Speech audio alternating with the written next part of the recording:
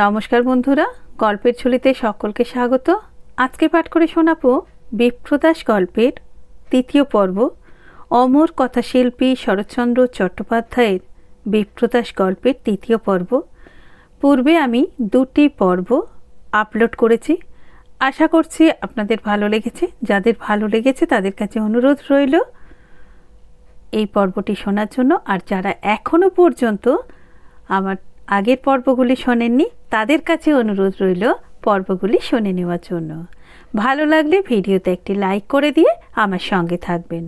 চলুন শুরু করে দেব আজকের গল্প, অমর কথাশিল্পী শরৎচন্দ্র চট্টোপাধ্যায়ের বিখ্যাত উপন্যাস বিপ্রদাস গল্পের তৃতীয় পর্ব। কৈলাস তীর্থযাত্রায় পথে দুর্গমতার বিবরণ শুনিয়া মামিরা পিছাইয়া গেছেন। দয়াময়ী নিজেরও বিশেষ উৎসাহ দেখা যায় না। তাহার কলকাতায় কাটিল 5-6 দিন দক্ষিণেশ্বর কালীঘাট গঙ্গা স্নান করিয়া। কাজের লোকের হাতেই কাজের ভার পড়ে। এই বাটির প্রায় সমস্ত দায়িত্বই আসিয়া ঠেকিয়াছে বন্দনার কাছে। সতী কিছুই করে না, সকল ব্যাপারে বোনকে দেয় আগাইয়া, নিজে বেড়ায় শাশুড়ির সঙ্গে ঘুরিয়া। তবু কোথাও বাহির হইতে হইলে তাহাকে ডাক দিয়া বলে, বন্দনা, আয় না ভাই আমাদের সঙ্গে। তুই সঙ্গে থাকলে কাউকে কোনো কথা জিজ্ঞাসা করতে হয় না। বিপ্রদাসেরও আজকাল করিয়া বাড়ি যাওয়া ঘটে নাই। মা কেবলই বাধা দিয়া বলেন, বিপিন চলিয়া গেলে তাহাকে বাড়ি লইয়া যাইবে কে। সেই দিন সন্ধ্যায় তিনি ভিক্টোরিয়া মেমোরিয়াল দেখিয়া ফিরিয়া আসিলেন। বিপ্রদাসকে ডাকাইয়া আনিয়া উত্তেজনার সহিত বলিতে লাগিলেন, বিপিন, তুই যাই বলিস, বাবা লেখাপড়া জানা মেয়েদের ধরনই আলাদা। বিপ্রদাস বুঝিল এ বন্দনার কথা, জিজ্ঞাসা করিল, কি হয়েছে মা? দয়াময়ী বলিলেন, কি হয়েছে? আজ মস্ত একটা লালমুখো সার্জেন এসে আমাদের গাড়ি আটকালো। ভাগ্যে মেয়েটা সঙ্গে ছিল, ইংরাজিতে কি দু কথা বুঝিয়ে বলল, সাহেব তক্ষুনি গাড়ি ছেড়ে দিল। নইলে কি হতো বলতো? হয়তো সহজে ছাড়তো না, নয়তো থানায় পর্যন্ত টেনে নিয়ে যেত। কি বিভ্রাটটাই না ঘটতো। তোর নতুন পাঞ্জাবি ড্রাইভারটাও যেন জন্তু। বিপ্রদাস হাসিয়া কহিল, কি করেছিলে তোমরা? ধাক্কা লাগিয়েছিলে? বন্দনা আসিয়া দাঁড়াইল। দয়াময়ী ঘাড় নাড়িয়া সায় দিয়া উচ্ছ্বসিত কণ্ঠে কহিলেন, তোমার কথা বিপিনকে তাই বলছিলুম মা। লেখাপড়া জানা মেয়েদের ধরনই আলাদা। তুমি সঙ্গে না থাকলে সবাই আজ কি বিপদেই না পড়তুম। কিন্তু সমস্ত দোষ সেই মেম বেটির। চালাতে জানে না তবু চালাবে, জানে না তবু বাহাদুরি করবে। বিপ্রদাস সহাস্যে কহিল, লেখাপড়া জানা মেয়েদের ধরনই ওই রকম মা। মেম সাহেব নিশ্চয়ই লেখাপড়া জানে। মা ও বন্দনা দুজনেই হাসিলেন। বন্দনা কহিল, মুকুজ্জেমশাই, সেটা মেম সাহেবের দোষ, লেখাপড়ার নয়। মা, আমি রান্নাঘরটা একবার ঘুরে আসি গে। কাল দ্বিজুবাবুর আটার রুটি ঠাকুর শক্ত করে ফেলেছিল, তার খাবার সুবিধে হয়নি। এই বলিয়া সে চলিয়া গেল। দয়াময়ী স্নেহের চক্ষে সেই দিকে ক্ষণকাল চাহিয়া থাকিয়া বলিলেন, সকল দিকে দৃষ্টি আছে, কেবল লেখাপড়াই নয় বিপিন, মেয়েটা জানে না এমন কোনো কাজ নেই। তার তেমনি মিষ্টি কথা, ভাড় দিয়ে নিশ্চিন্দি। সংসারে কিচ্ছুটি চেয়ে দেখতে হয় না। বিপ্রদাস কহিল, ম্লেচ্ছ বলে আর ঘেন্না করো না তো মা। দয়াময়ী বলিলেন, তোর এক কথা, ম্লেচ্ছ হতে যাবে কিসের জন্য? ওর মা একবার বিলেত গিয়েছিল বলেই লোকে মেম সাহেব বলে দুর্নাম রটালো, নইলে আমাদের মতোই বাঙালি ঘরের মেয়ে। বন্দনা জুতো পরে, তা পরলেই বা, বিদেশে অমন সবাই পরে, লোকজনের সামনে বার হয়, তাতেই বা দোষ কী? বোম্বাইতে তো আর ঘোমটা দেওয়া নেই, ছেলেবেলা থেকে যা শিখেছে তাই করে। আমার যেমন বৌমা তেমনিও। বাপের সঙ্গে চলে যাবে বলছে, শুনলে মন কেমন করে বাবা। বিপ্রদাস কহিল, মন কেমন করলে চলবে কেন মা? বন্দনা থাকতে আসেনি, 2 দিন পরে ওকে যেতে তো হবেই। দয়াময়ী কহিলেন, যাবে সত্যি, কিন্তু ছেড়ে দিতে মন চায় না। ইচ্ছে করে চিরকাল ধরে রেখে দিই। বিপ্রদাস ক্ষণকাল মৌন থাকিয়া বলিল, সে তো আর সত্যি হবার জো নেই মা। পরের মেয়েকে অত জড়িও না। 2 দিনের জন্য এসেছে, সেই ভালো। এই বলিয়া সে কিছু অন্যমনস্কের মতো বাইরে চলিয়া গেল। কথাটা দয়াময়ীর বেশ মনঃপুত হইল না, কিন্তু সে ক্ষণকালের ব্যাপার মাত্র। বলরামপুরে ফিরিবার কেহ নাম করেন না। তাহাদের দিনগুলো কাটিতে লাগিল যেন উৎসবের মতো, হাসিয়া গল্প করিয়া এবং চতুর্দিকে পরিভ্রমণ করিয়া। সকলের সঙ্গে হাস্য পরিহাসে এতটা হালকা হইতে দয়াময়ীকে ইতিপূর্বে কেহ কখনো দেখে নাই। তাহার অন্তরে কোথায় যেন একটা আনন্দের উৎস নিরন্তর প্রবাহিত হইতেছিল। তাহার বয়স ও প্রকৃতিসিদ্ধ গাম্ভীর্যকে সেই স্রোতে মাঝে মাঝে যেন ভাসাইয়া দিতে চায়। সতীর সঙ্গে আভাসে ইঙ্গিতে প্রায়ই কি কথা হয়, তাহার অর্থ শুধু শাশুড়ি বোধই বুঝে। আর একজন হয়তো কিছু একটা অনুমান করে, সে অন্নদা। সস্ত্রীক পাঞ্জাবের ব্যারিস্টার সাহেব এতদিন থাকিয়া কাল বাড়ি গেছেন। তাহাদের উভয়ের নামই বসন্ত। এই লইয়া দয়াময়ী যাইবার সময় কৌতুক করিয়াছিলেন এবং প্রতিশ্রুতি করাইয়া লইয়াছিলেন যে কর্মস্থলে ফিরিবার পূর্বে আবার দেখা দিয়া যাইতে হইবে, হয় কলকাতায় নয় বলরামপুরে। রায় সাহেবের পা ভালো হইয়াছে, আগামী সপ্তাহে তিনি বোম্বাই যাত্রা করবেন।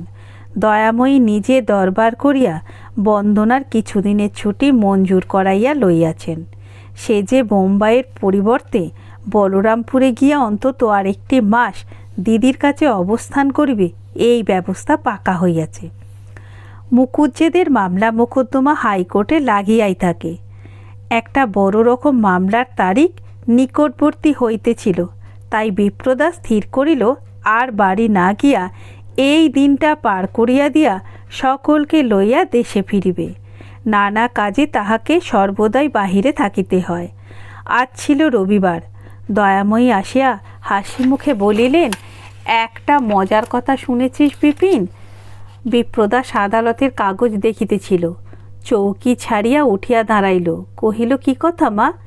দয়াময়ী বলিলেন, দ্বিজুদের কি একটা হাঙ্গামার মিটিং ছিল আজ, পুলিশে হতে দেবে না, আর ওরা করবেই।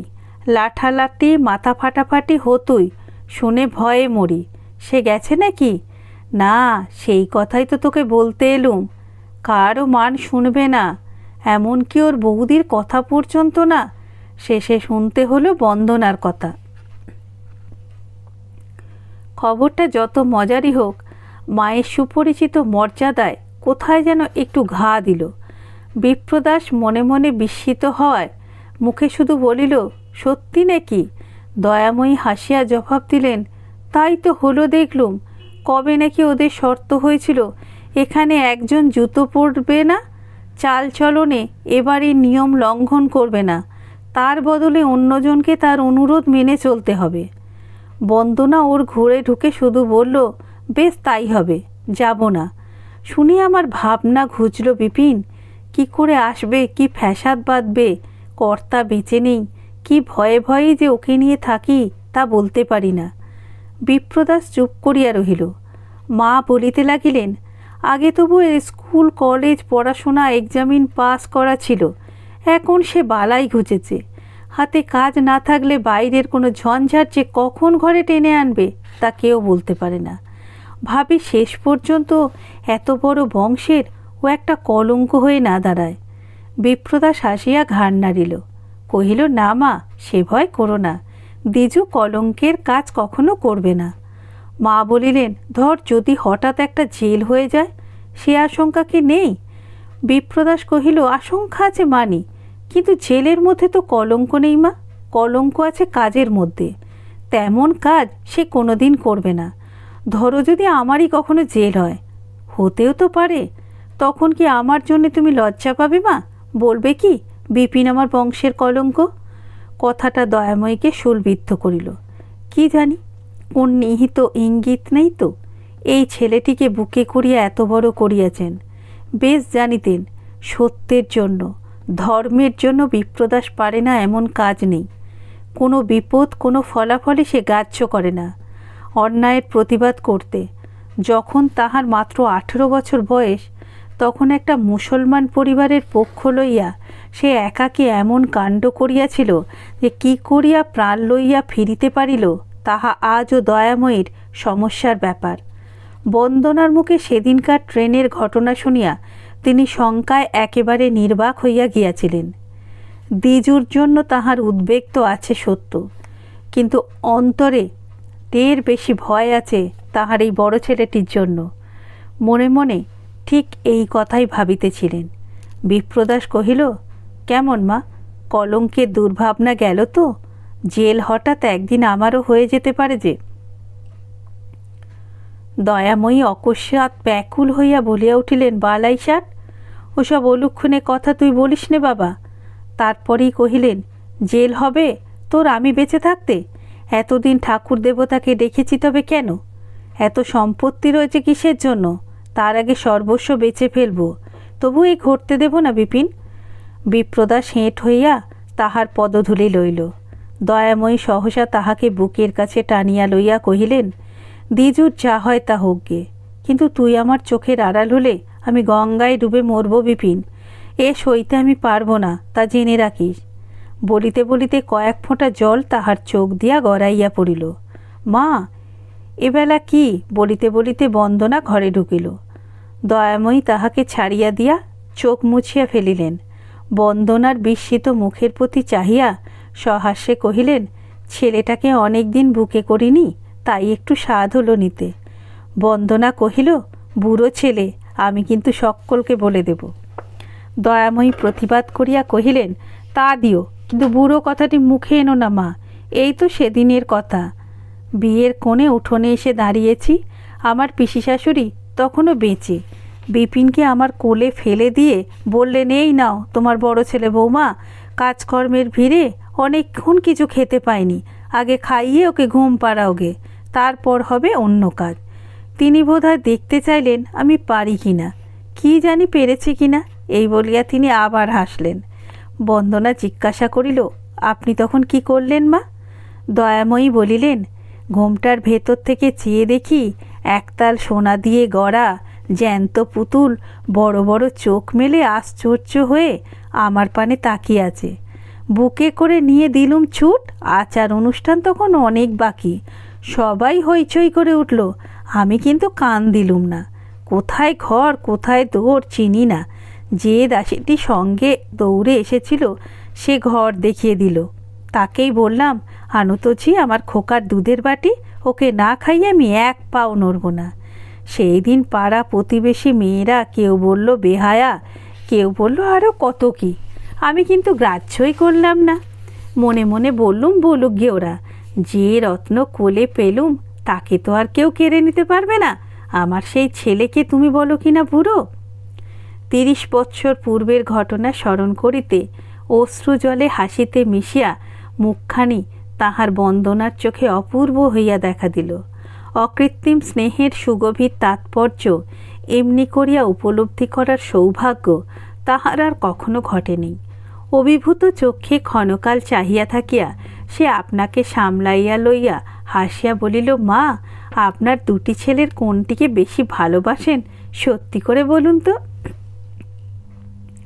শুনিয়া দয়াময়ী হাসিলেন, বলিলেন, অসম্ভব সত্যি হলেও বলতে নেই মা, শাস্ত্রে নিষেধ আছে। বন্দনা বাইরের লোক, সবেমাত্র পরিচয় পাইয়াছে। ইহার সম্মুখে এই সকল পূর্বকথার আলোচনায় বিপ্রদাস অস্বস্তিবোধ করিতেছিল। কহিল, বললেও তুমি বুঝবে না বন্দনা, তোমার কলেজের ইংরাজি পুঁথির মধ্যে এসবের তত্ত্ব নেই। তার সঙ্গে মিলিয়ে যাচাই করতে গিয়ে মায়ের কথা তোমার ভারী অদ্ভুত ঠেকবে, এ আলোচনা থাক।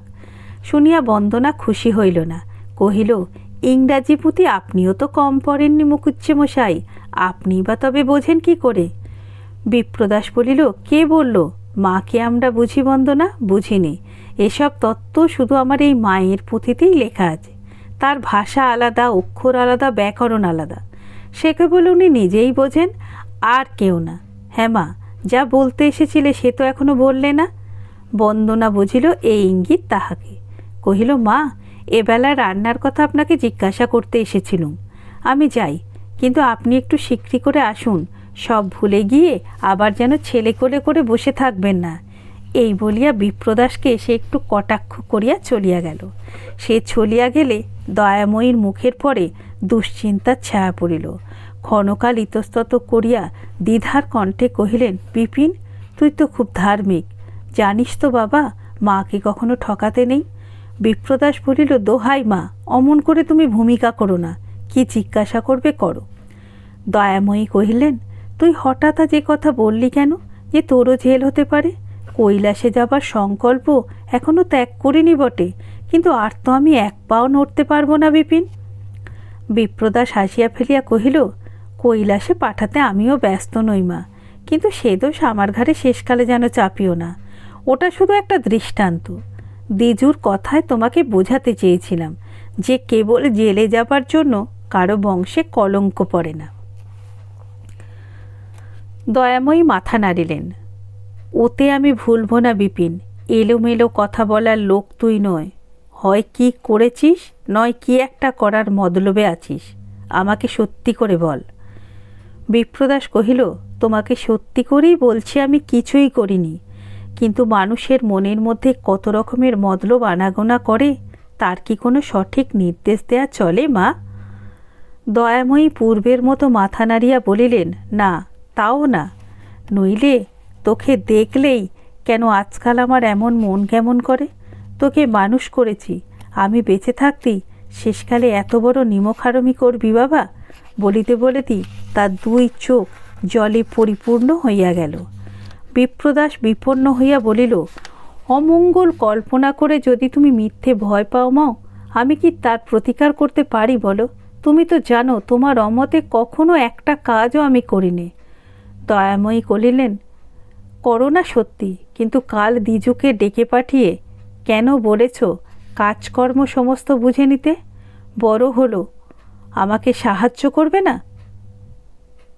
দয়াময়ী রাগ করিয়া বলিলেন, ওর কতটুকু শক্তি, আমাকে ভোলাস নে বিপিন।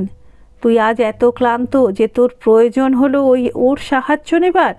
কি তোর মনে আছে, আমাকে খুলে বল। বিপ্রদাস চুপ করিয়া রহিল। কথা বলিল না যে তিনি নিজের এইমাত্র দ্বিজদাসের ভবিষ্যৎ সম্বন্ধে চিন্তা করিতে তাহাকে বলিতেছিলেন, কিন্তু ইহারই আভাস পাওয়া গেল দয়াময়ীর পরবর্তী কথায়। বলিতে লাগিলেন, আমাদের এই পুণ্যের সংসার, ধর্মের পরিবার, এখানে অনাচার সয় না। আমাদের বাড়ি নিয়মের কড়াকড়িতে বাঁধা। তোর বিয়ে দিয়েছিলাম আমি 17 বছর বয়সে, সে তোর মত নিয়ে আমি দিইনি। আমার স্বাদ হয়েছিল, আমাদের স্বাদ হয়েছিল, কিন্তু দ্বিজু বলে সে বিয়ে করবে না। ও MA পাশ করেছে, ওর ভালো মন্দ বোঝবার শক্তি হয়েছে, ওর ওপর কারো জোর খাটবে না। সে যদি সংসারী না হয়, তাকে আমার বিশ্বাস নেই। আমার শ্বশুরের বিষয় সম্পত্তিতে সে যেন হাত দিতে না আসে। বিপ্রদাস জিজ্ঞাসা করিল, দ্বিজু কবে বলল সে বিয়ে করবে না? প্রায়ই তো বলে বিয়ে করবার লোক অনেক আছে, তারা করুক, ও করবে শুধু দেশের কাজ।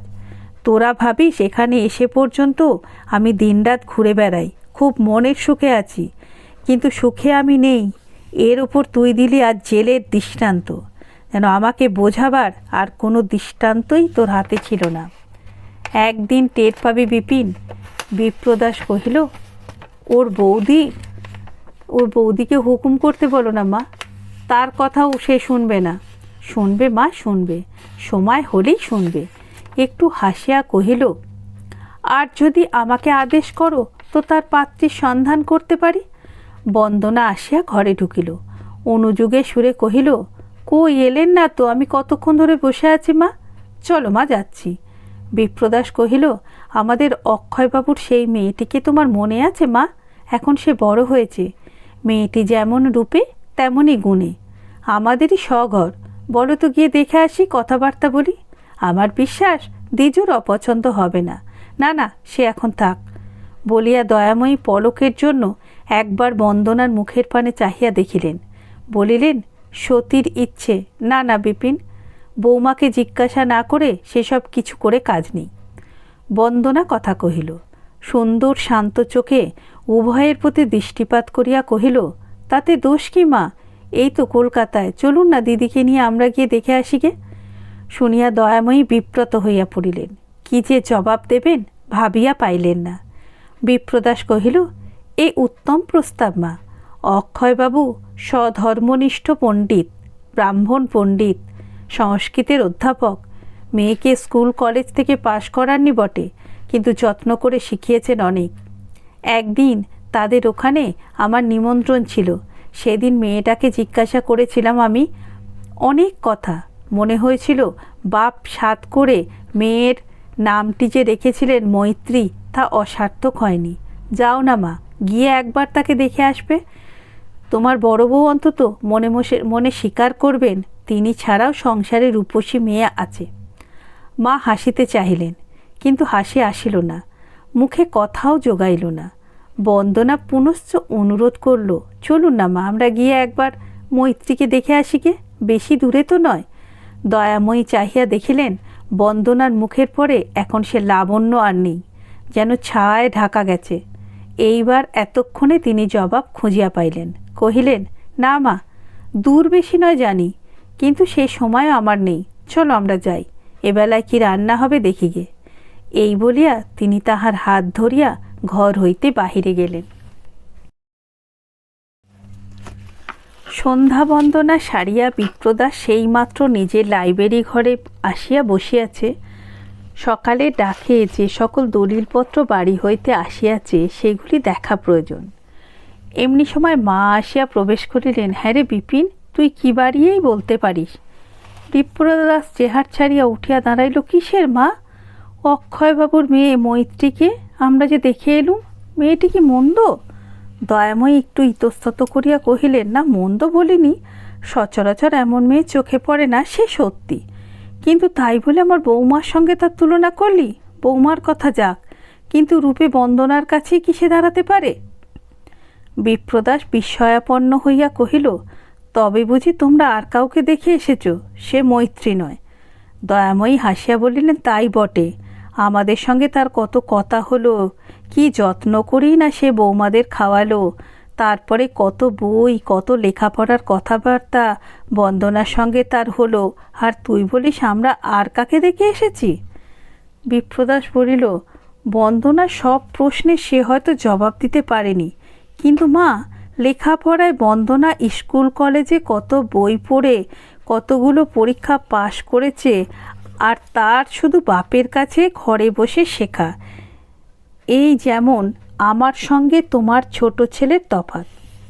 শুনিয়া দয়াময়ীর দুই চোখ কৌতুকে নাচিয়া উঠিল। চুপ কর বিপিন, চুপ কর, দ্বিজু ও ঘরে আছে, শুনতে পেলে লজ্জায় বাড়ি ছেড়ে পালাবে। একটু থামিয়া বলিলেন, তোর মা মুখ্য বলে কি এতই মুখ্য যে কলেজের পাশ করা কি চতুর্বর্গ ভাববে? তা নয় রে, বরঞ্চ ছোট্ট ছোট্ট কথায় মিষ্টি করে সে বন্দনার সকল কথার জবাব দিয়েছে। গাড়িতে আস্তে আস্তে মেয়েটির কত প্রশংসাই বন্দনা করল। কিন্তু আমি বলি, আমাদের গেরস্থ ঘরে দরকার কি বাপু অত লেখাপড়ায়? আমার একটা বউ যেমন হয়েছে আর একটা তেমন হলেই আমার চলে যাবে, নইলে বিদ্যের গুমরে সে যে মনে মনে গুরুজনদের তুচ্ছতাচ্ছিল্য করবে, সে হবে না। বিপ্রদাস বুঝিল যে এরার জবাবটা মায়ের এলোমেলো হইয়া যাইতেছে। হাসিয়া কহিল, সে ভয় করো না মা, বিদ্যে যাদের কম, গুমর হয় তাদেরই বেশি। ও বাপের কাছে যদি সত্যি সত্যি কিছু শিখে থাকে, আচার আচরণে সকলের নিচু হয়েই থাকবে, তুমি দেখো। যুক্তিটা মা অস্বীকার করিতে পারিলেন না, বলিলেন, এ কথা তোর সত্যি, কিন্তু আগে থেকে জানবো কি করে বল? তাছাড়া আমাদের পাড়া গাঁয়ে বিদ্যের কম বেশি কেউ যাচাই করতে আসে না, কিন্তু বউ দেখতে এসে সকলে যে নাক তুলে বলবে, বুড়ো মাগির কি চোখ ছিল না যে অমন বইয়ের পাশে এ বউ এনে দাঁড় করালো, এ আমার সইবে না বাবা। বিপ্রদাস ক্ষণকাল মৌন থাকিয়া কহিল, কিন্তু অক্ষয়বাবুকে তো একটা জবাব দিতে হবে মা, সেদিন তাকে ভরসা দিয়েছিলাম, আমার মায়ের বোধ হয় অমত হবে না। শুনিয়া দয়াময়ী ব্যস্ত হইয়া উঠিলেন, বলিলেন, ও কথা না বললেই ভালো হতো বিপিন, তা সে যাই হোক, বৌমার কি ইচ্ছে আগে শুনি, তারপরে তাকে বললেই হবে। বিপ্রদাস কহিল, অক্ষয়বাবু আমাদের নিতান্ত পর নয়, এতদিন পরিচয় ছিল না বলি তা প্রকাশ পায়নি, কিন্তু আত্মীয়তার জন্যেই বলিনি। কিন্তু তোমার আর এক ছেলের যখন বিয়ে দিয়েছিলে, নিজের ইচ্ছেতেই দিয়েছিলে, অন্য কাউকে জিজ্ঞাসা করতে যাওনি। আর এর বেলাতে কি যত জানাজানির দরকার হলো মা? তর্কে হারিয়া হাসি মুখে বলিলেন, কিন্তু এখন যে বুড়ো হয়েছি বাবা, আর কতকাল বাঁচব বলতো? কিন্তু চিরকাল যাকে নিয়ে ঘর করতে হবে তার মত না নিয়ে কি বিয়ে দিতে পারি? না না, দুদিন আমাদের তুই ভাবতে সময় দে। এই বলিয়া তিনি বাহির হইয়া গেলেন। বাহিরে আসিয়া দয়াময়ী নিজের ঘরের দিকে না গিয়া বিয়াইয়ের ঘরের উদ্দেশ্যে চলিলেন। এই কয়দিনের ঘনিষ্ঠতায় বন্দনার পিতার কাছে তাহার অনেকটা সংকোচ কাটিয়া গিয়াছিল। প্রায়ই নিজে আসিয়া তাহার তত্ত্বাবধান করিয়া যাইতেন। এদিকে সন্ধ্যা উত্তীর্ণ হইয়াছে, আন্নিকে বসিলে শীঘ্র উঠিতে পারিবেন না ভাবিয়া তাহার ঘরে আসিয়া ঢুকিলেন। কেমন আছেন বেয়াইমশাই? কথাটা সম্পূর্ণ হইতে পারিল না। ঘরের অপর প্রান্তে বসিয়া একটি সুদর্শন যুবক বন্দনার সহিত মৃদু কণ্ঠে গল্প করিতেছিল। নিখুঁত সাহেবী পোশাকের এই অপরিচিত লোকটির সম্মুখে হঠাৎ আসিয়া পড়ায় দয়াময়ী সলজ্জে পিছাইয়া যাইবার উপক্রম। রায় সাহেব বলিয়া উঠিলেন, কোথায় পালাচ্ছেন বেয়ান? ও আমাদের সুধীর। ওকে লজ্জা কিসের? ও তো বিপ্রদাস দ্বিজদাসের মতোই আপনার ছেলে। আমার অসুখের খবর পেয়ে মাদ্রাজ থেকে দেখতে এসেছে। সুধীর, ইনি বন্দনা দিদি শাশুড়ি, বিপ্রদাসের মা। একে প্রণাম করো।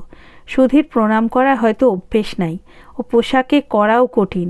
সে কাছে আসিয়া মাথা নোয়াইয়া কোনো মতে আদেশ পালন করিল।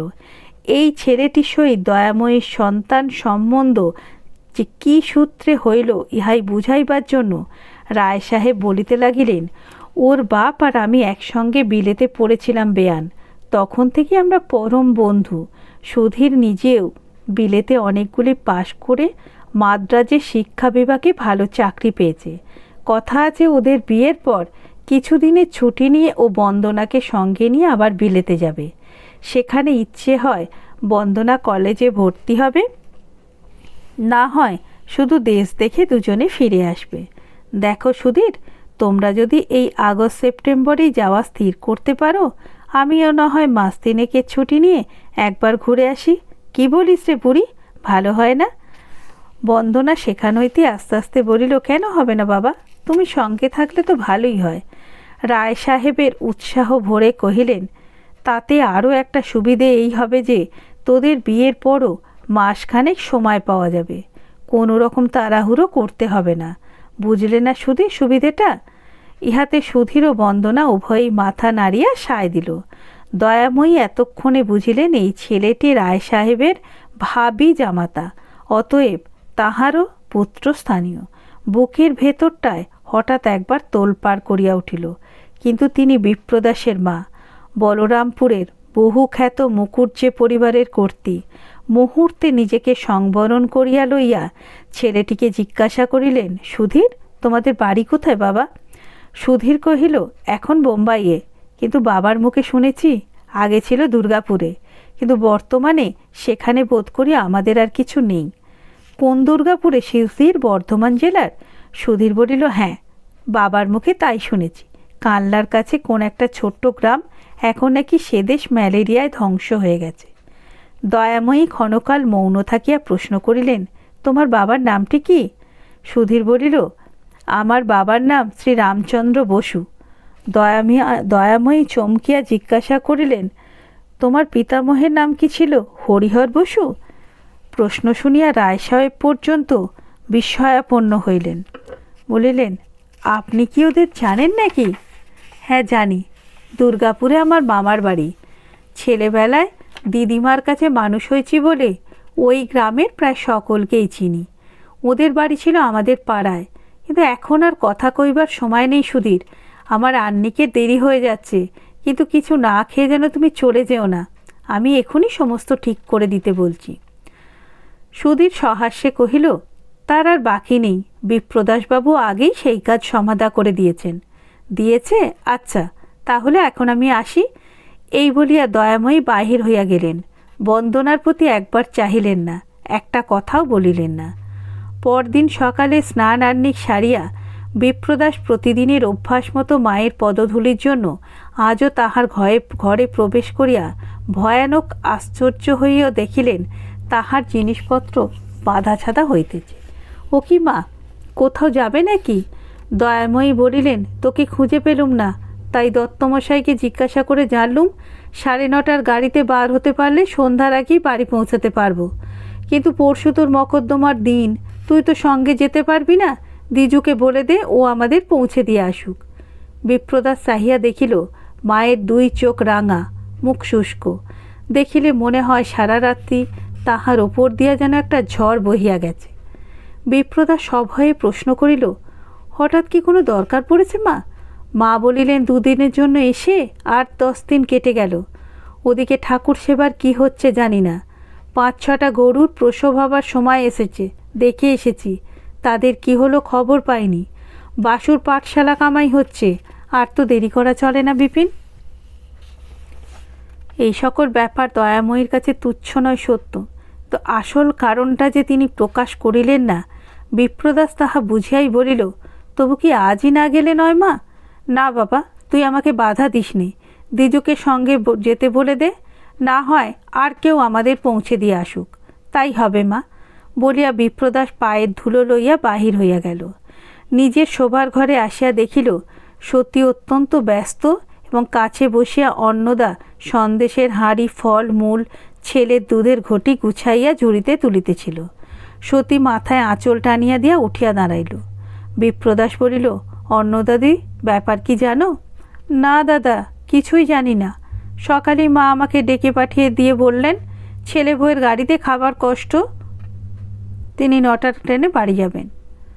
বিপ্রদাস সতীকে কারণ জিজ্ঞাসা করায় সেও মাথা নাড়িয়া জানাইল সেও কিছু জানে না। শুনিয়া বিপ্রদাস স্তব্ধ হইয়া রহিল। অন্যদা না জানিতেও পারে, কিন্তু বউ জানে না শাশুড়ির কথা, এমন বিস্ময় কি আছে? কয়েক মুহূর্ত নীরবে দাঁড়াইয়া সে নিচেই চলিয়া গেল। উদ্বেগের সহিত ইহাই ভাবিতে ভাবিতে গেল, এই সকল মায়ের একান্ত স্বভাব বিরুদ্ধ। কি জানি কোন গভীর দুঃখ তাহার এই বিপর্যস্ত আচরণের অন্তরালে প্রচ্ছন্ন রহিল, যাহা কারো কাছে তিনি প্রকাশ করিলেন না। দয়াময়ী যাত্রা করিয়া যখন নিচে নামিলেন তখন ট্রেনের অনেক সময় বাকি, কিন্তু কিছুতেই আজ তাহার বিলম্ব সহে না। কোনো মতে বাহির হইতে পারিলেই বাঁচেন। সম্মুখে মটর প্রস্তুত, আর একটা জিনিসপত্র ছাপাইয়া চাকরেরা উঠিয়া বসিয়াছে।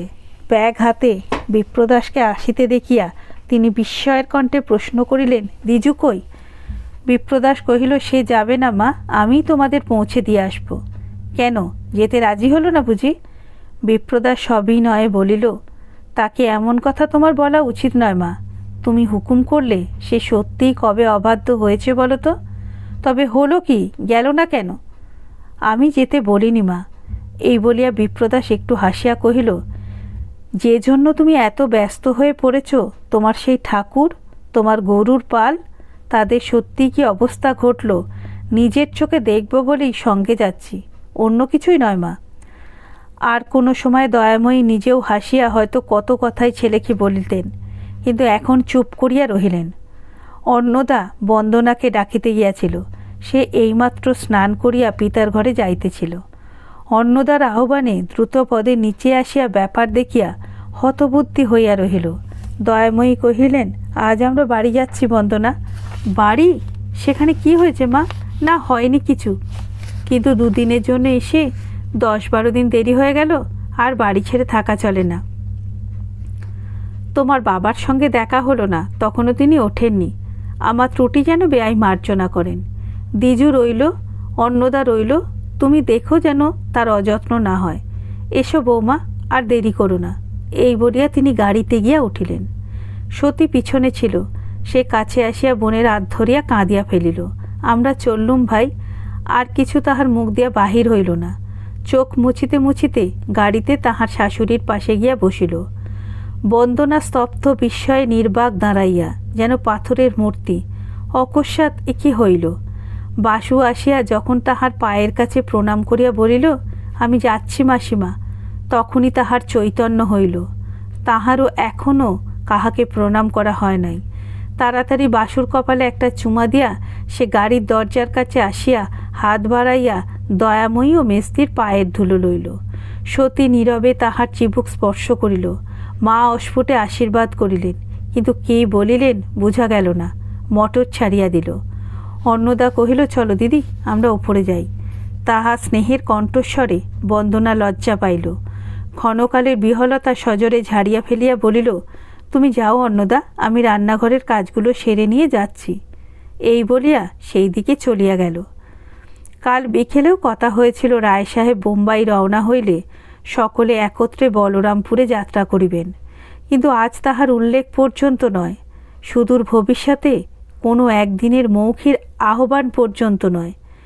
ঘণ্টাখানেক পরে নিজের হাতে চায়ের সরঞ্জাম লইয়া বন্দনা পিতার ঘরে গেলে তিনি অত্যন্ত আক্ষেপ সহকারে বলিয়া উঠিলেন, বেহানরা চলে গেলেন, সকালে উঠতে পারিনি মা, ছিছি, কি না জানি আমাকে তারা মনে করে গেলেন। বন্দনা বলিল, বাবা, আমরা কবে বোম্বাইয়ে যাব? বাবা বলিলেন, তোমার যে বলরামপুরে যাবার কথা ছিল, মা গেলে না কেন? মেয়ে বলিল, তোমাকে একলা ফেলে রেখে কি করে যাব বাবা? তুমি যে আজও ভালো হতে পারোনি। ভালো তো হয়েছি মা, বেয়ানকে কথা দেওয়া হয়েছে তুমি যাবে, না হয় যাবার পথে আমি তোমাকে বলরামপুরে নামিয়ে দিয়ে যাব। কি বলো মা? না বাবা, সে হবে না, তোমাকে এতটা পথ একলা আমি যেতে দিতে পারবো না। কন্যার কথা শুনিয়া পিতা পুলকিত চিত্তে তিরস্কার করিয়া বলিলেন, দূর বুড়ি, দেখা হলে বেয়ান্তরে ঠাট্টা করে বলবে, বুড়ো বাপটাকে মেয়েটাকে চোখের আড়াল করতে পারে না, ছি ছি। তুমি খাও বাবা, আমি আসছি। এই বলিয়া বন্দনা বাহির হইয়া গেল।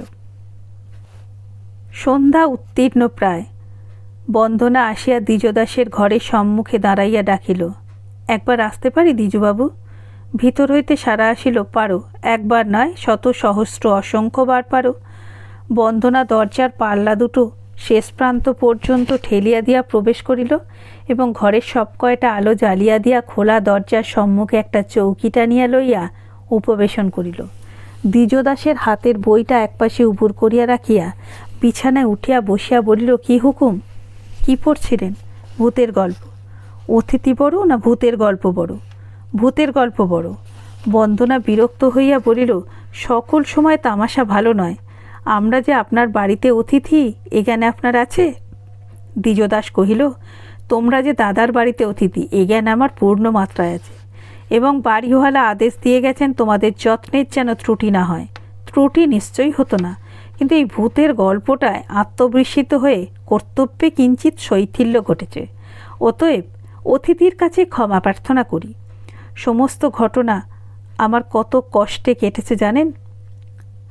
সমস্ত দিনটা কত কষ্ট হয়েছে আমার নিশ্চয়ই জানি। নিশ্চয়ই জানেন, অথচ প্রতিকারের কি কোনো উপায় করেছেন? দ্বিজদাস কহিল, না করার প্রথম কারণ পূর্বেই নিবেদন করেছি, দ্বিতীয় কারণ এই প্রতিকার আমার সাধ্যাতীত। সে আমার বলা উচিত নয়। বন্দনা জিজ্ঞাসা করিল, মা এবং মেস্তি এমন হঠাৎ বাড়ি চলে গেলেন কেন? মেস্তি গেলেন প্রবল পরাক্রান্ত শাশুড়ির হুকুম বলে, নইলে তিনি নির্দোষ। কিন্তু মাই বা গেলেন কেন? মাই জানেন, আপনি জানেন না? দ্বিজদাস কহিল, একেবারেই জানি না বললে মিথ্যে বলা হবে, কারণ বৌদি কিঞ্চিত অনুমান করেছেন এবং আমি তার যৎসামান্য একটু অংশ লাভ করেছি। বন্দনা বলিল, সেই যৎসামান্য অংশটুকু আমাকে আপনার বলতে হবে। দ্বিজদাস এক মুহূর্ত মৌন থাকিয়া কহিল, তবেই বিপদে ফেললে বন্দনা। এ কথা কি তোমার না শুনলেই চলে না? না, সে হবে না, আপনাকে বলতেই হবে। নাই বা শুনলে বন্দনা? বন্দনা বলিল, দেখুন দ্বিজবাবু, আমাদের শর্ত হয়েছিল এ বাড়িতে আপনার সমস্ত কথা আমি শুনব এবং আপনি আমার সমস্ত কথা শুনবেন। আপনি জানেন আপনার একটা আদেশও আমি লঙ্ঘন করিনি। বলিতে গিয়া তাহার চোখে জল আসিতেছিল। আর একদিকে চাহিয়া তাহা কোনো মতে সামলাইয়া লইয়া দ্বিজদাস ব্যথিত হইয়া বলিল, নিতান্ত অর্থহীন ব্যাপার, তাই বলার ইচ্ছে আমার ছিল না। মা তোমার পরেই রাগ করে চলে গেছেন বটে, কিন্তু তোমার কিছুমাত্র অপরাধ নেই। সমস্ত দোষ মার নিজের। বৌদিরও কিঞ্চিত আছে, কারণ প্রত্যক্ষে না হলেও পরোক্ষে চক্রান্তে যোগ দিয়েছিলেন বলেই আমার সন্দেহ। কিন্তু সবচেয়ে নিরাপরাধ বেচারা দ্বিজদাস নিজে। বন্দনা অধীর হইয়া উঠিল, বলুন না শিগগির চক্রান্তটা কিসের? দ্বিজদাস বলিল, চক্রান্ত শব্দটা বোধহয় সঙ্গত নয়, কিন্তু মা করেছিলেন মনে মনে স্বর্ণ লঙ্কা ভাগ, কিন্তু হিসেবের ভুল, ভাগ্যে পড়ল যখন শূন্য, তখন সমস্ত সংসারের ওপর গেলেন চটে। চটাও ঠিক নয়, অনেকটা আশাভঙ্গের ক্ষুব্ধ অভিমান। বন্দনা নীরবে চাহিয়া রহিল। দ্বিজদাস বলিতে লাগিল, জানো নিশ্চয়ই যে একদিন তোমার প্রতি ছিল তার বড় বৃতৃষ্ণা, আর একদিন জন্মালো তার তেমনি গভীর স্নেহ। রূপে গুণে বিদ্যায় বুদ্ধিতে কাজে কর্মে দয়া মায়ায় একা বৌদি ছাড়া মার কাছে কেউ তোমার আর জোড়া রইল না। তোমাকে ম্লেচ্ছ বলে সাধ্যকার। তখনই মা কোমর বেঁধে প্রমাণ করতে বসতেন, এত বড় নিষ্ঠাবতী ব্রাহ্মণ তনয়া সমস্ত ভারতবর্ষ হাতড়ালে খুঁজে মিলবে না। এই বলিয়া দ্বিজদাস নিজের রসিকতায় আনন্দে অট্টহাস্য করিয়া উঠিল। এ হাসি বন্দনার অত্যন্ত খারাপ লাগিলেও সে নিজেও হাসিয়া ফেলিল। দ্বিজদাস বলিল, হাসছ কি বন্দনা? আসল তো সেই হয়েছে সকলের বিপদ। বন্দনা কহিল, এতে বিপদ হবে কিসের জন্য? দ্বিজদাস বলিল, তবে অবধানপূর্বক শ্রবণ করো। দয়াময়ীর দুই পুত্র, জ্যৈষ্ঠ ও কনিষ্ঠ। জ্যৈষ্ঠের প্রতি যেমন অগাধ আশা ভরসা, কনিষ্ঠের প্রতি তেমনি অপরিসীম সন্দেহ আর ভয়। তার ধারণা অপদার্থতায় পৃথিবীতে কনিষ্ঠের সমকক্ষ কেউ নেই। কিন্তু মা তো গর্ভে ধারণ করে সন্তানকে সহজে জলাঞ্জলি দিতে পারেন না। অতএব মনে মনে পুত্রের সদ্গতির উপায় নির্ধারণ করলেন, তোমার স্কন্ধে তাকে সুপ্রতিষ্ঠিত করে দিয়ে সংসার মরুভূমি নির্ভয়ে উত্তীর্ণ করে দেবেন। কিন্তু বিধাতা বিরূপ। অকস্মাৎ কাল সন্ধ্যায় আবিষ্কৃত হল বন্দনার স্কন্ধদেশের স্থান নেই। ছোট সে তরি, অর্থাৎ কিনা দয়াময়ীর সকল বিকল্প সকল স্বপ্নজাল ধ্বস্ত বিধ্বস্ত করে কে এক সুধীর চন্দ্র তথায় পূর্বাহ্নেই সমারোহ। তাকে নরায় সাধ্যকার। এই বলিয়া সে আর এক দফা উচ্চহাস্যে ঘর ভরিয়া দিল। বন্দনা কয়েক মুহূর্ত নীরবে তাহার মুখের প্রতি চাহিয়া থাকিয়া প্রশ্ন করিল, এইরকম বিকট হাসির কারণটা আপনার কি? মা অপদস্থ হয়েছেন তাই, না আপনি নিজে অব্যাহতি পেলেন তবেই আনন্দোচ্ছ্বাস? কোনটা? দ্বিজদাস মৃতমুখে বলল, যদিচের কোনোটাই নয়, তথাপি কবুল করতে বাধা নেই যে অকস্মাৎ পদস্খলনে মা জননীর এই সরাসায়নী মূর্তিকে দর্শক হিসেবে আমি কিঞ্চিত অনাবিল আনন্দ রস উপভোগ করেছি। তবে ক্ষতি তার বিশেষ হবে না যদি এর থেকে তিনি অন্তত একটু শিক্ষা লাভ করে থাকেন যে সংসারে বুদ্ধি পদার্থটা তার নিজস্ব নয়, ওতে অপরের দাবি থাকতে পারে।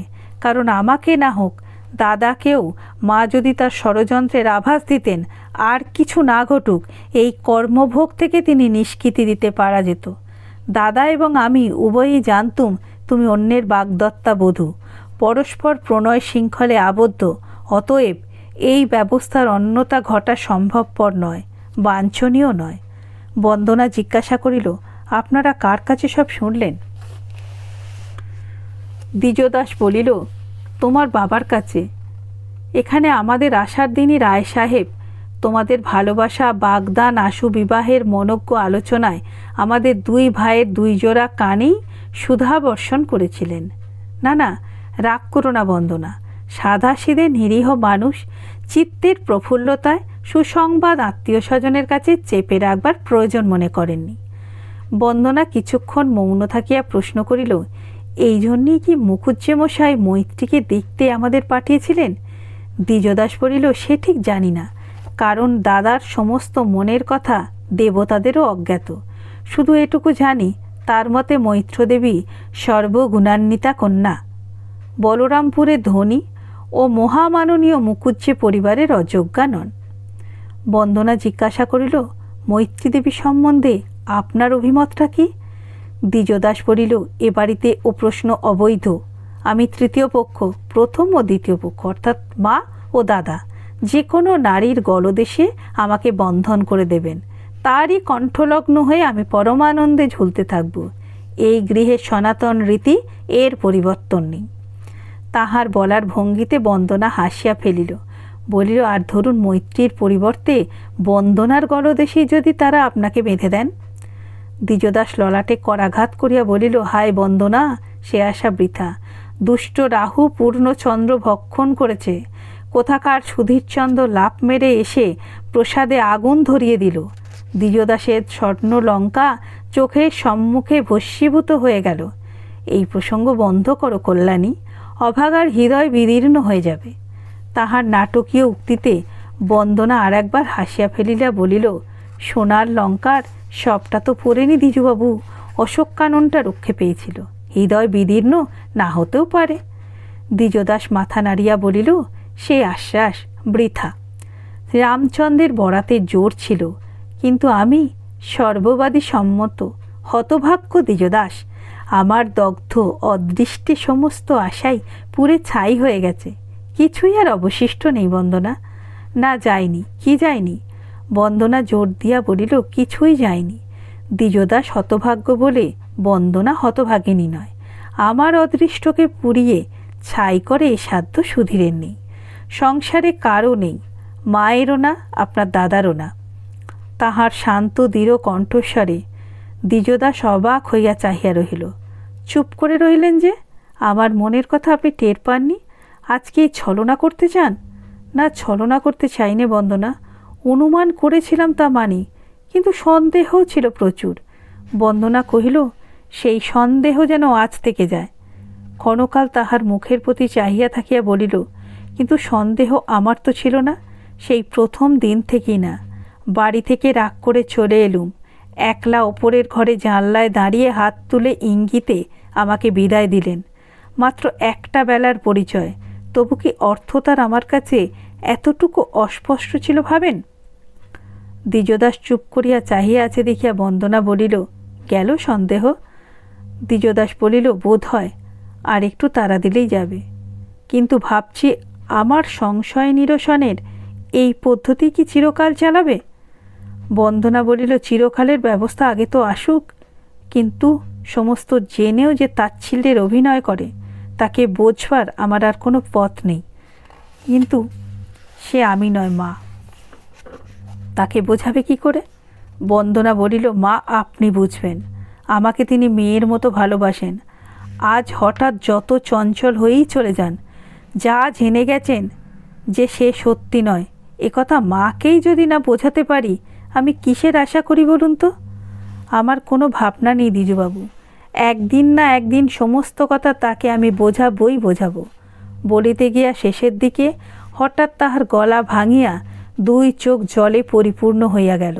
সত্য ও মিথ্যার দ্বিধা দ্বিজদাসের ঘুচিয়াও ঘুচিতেছিল না, কিন্তু এই চোখের জল ও কণ্ঠস্বরের নিগুড় পরিবর্তনে তাহার সকল সংশয় দূর হইল। এ শুধু পরিহাস নয়, বিস্ময় ও ব্যথায় আলোড়িত হইয়া সে বলিয়া উঠিল, এ কি বন্দনা, তুমি কাঁদছ যে?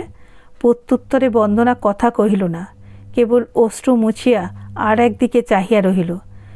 দ্বিজদাস নিজেও বহুক্ষণ নীরবে থাকিয়া ধীরে ধীরে বলিল, সুধীর তো তোমার কাছে কোনো দোষ করেনি বন্দনা। বন্দনা মুখ ফিরিয়া চাহিল না, শুধু বলিল, দোষের বিচার কিসের জন্য বলুন তো? আমি কি তার অপরাধের প্রতিশোধ নিতে বসেছি? দ্বিজদাস এ কথার জবাব খুঁজিয়া পাইল না, বুঝিল প্রশ্নটা একেবারে নিরর্থক হইয়াছে। আবার কিছুক্ষণ নিঃশব্দে থাকিয়া বলিল, কিন্তু সুধীর তোমাদের আপন সমাজের, অথচ শিক্ষায়, সংস্কারে, অভ্যাসে, আচরণে মুকুজ্জেদের সঙ্গে তোমার কোথাও মিল হবে না। তবে কিসের জন্য এদের কারাগারে এসে চিরকালের জন্য তুমি ঢুকতে যাবে বন্দনা? আমার জন্য? আজ হয়তো বুঝবে না, একদিন যদি এই ভুল ধরা পড়ে তখন পরিতাপের অবধি থাকবে না। আমাকে তুমি কিভাবে বুঝেছো জানি নে, কিন্তু বৌদি, মা, দাদা, আমাদের ঠাকুর, আমাদের অতিথিশালা, আমাদের আত্মীয় স্বজন, আমি এদেরই একজন।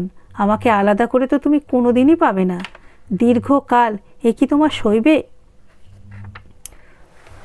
বন্দনা বলিল, না সইলে মানুষের মরার পথ তো চিরকাল খোলা থাকে দ্বিজবাবু, কোনো কয়েদখানায় তা বন্ধ করতে পারে না। কিন্তু আমাকেও আপনি কি বুঝেছেন জানি না, কিন্তু আমার শাশুড়ি, আমার জা, আমার ভাসুর, আমাদের ঠাকুর, অতিথিশালা, আমাদের আত্মীয় স্বজন সমাজ, এর থেকে আলাদা করে আমার স্বামীকে আমি একদিনও পেতে চাই না। তিনি সকলের সঙ্গে একই যেন আমার থাকেন। দ্বিজদাস বিস্ময়াপন্ন হইয়া কহিল, এসব ধারণা তো তোমাদের নয়, এ তুমি কার কাছ থেকে শিখলে বন্দনা?